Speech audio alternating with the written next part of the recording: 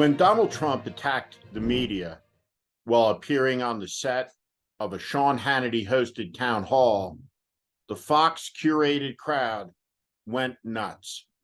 They cheered, stomped their feet, laughed, and clapped.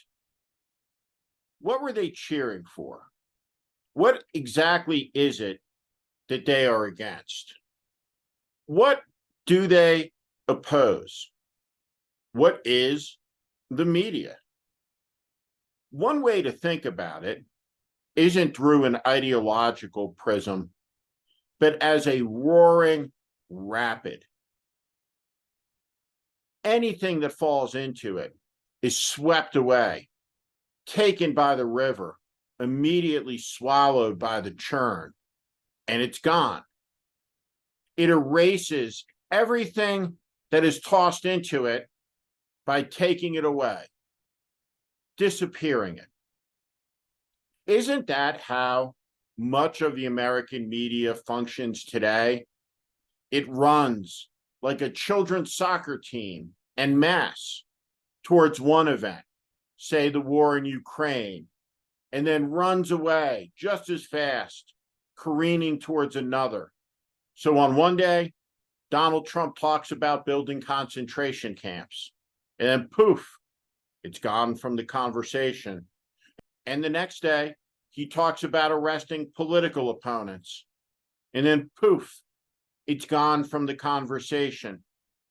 It's as if each day is a new, disconnected, siloed reality television episode.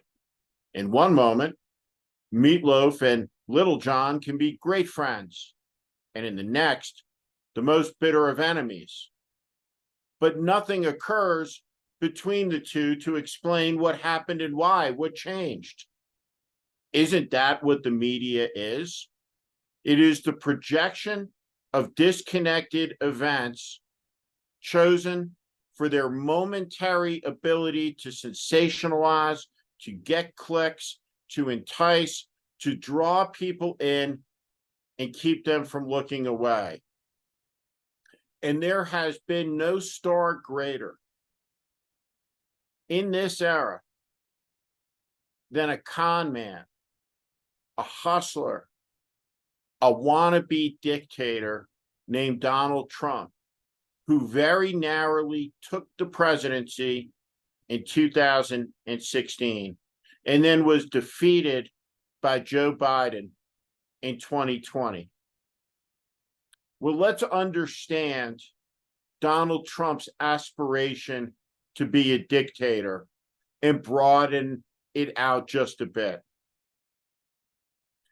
Donald Trump became the first person running for president of the United States as an incumbent president or as a challenger from either of the major parties who refused to concede an election and to acknowledge the will of the sovereign.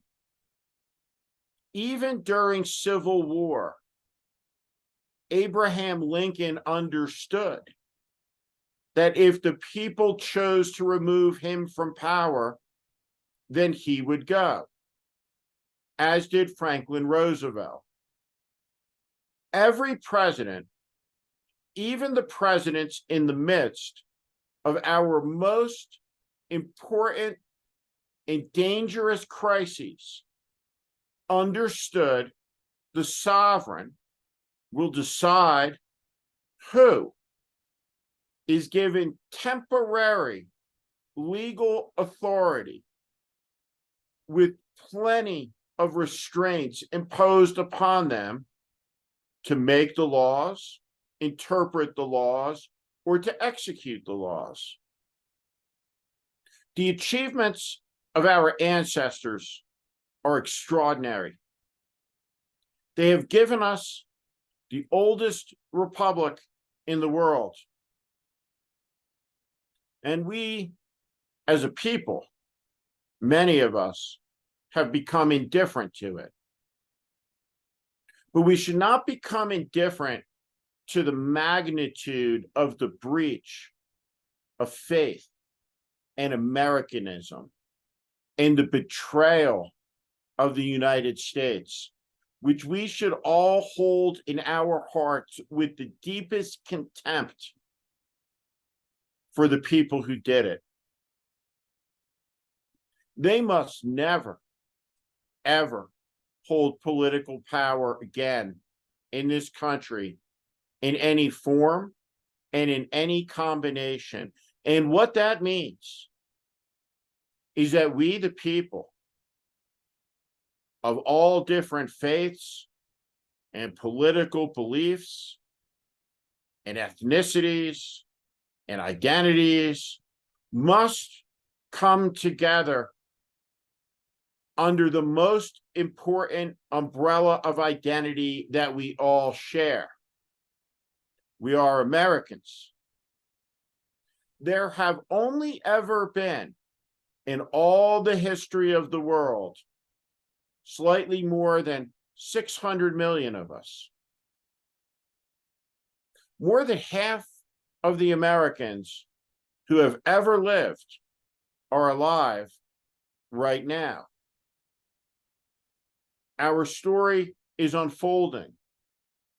And once again, a generation of Americans has a rendezvous with destiny, has an assignment to prevent the overturning of the greatest experiment in self-governance in the affairs of human history, the United States of America. What Donald Trump did is an unforgivable breach. He sought to burn down what over 1 million Americans have given a blood sacrifice to maintain, or as Abraham Lincoln called it, the last full measure of devotion. He has no right, and we have no right to steal our inheritance as trustees of it and take it from the millions of Americans yet born. We must feel and appreciate the connection between all of us in this moment, but also to all of us who have come before. The great moral leader, John Lewis, made the incredibly important point that it doesn't matter what ship our ancestors arrived in, whether it was a slave ship or an immigrant ship or a luxury liner, because we're all in the same boat now. And that boat is taking on water because an idea that had been unimpeachable, an idea that had been untouchable, has been cracked. And what has been cracked is this: the notion that in order to hold political power in America, you must be elected. And because that is cracked, another idea has sprouted. Political power can be taken by the strong against the weak.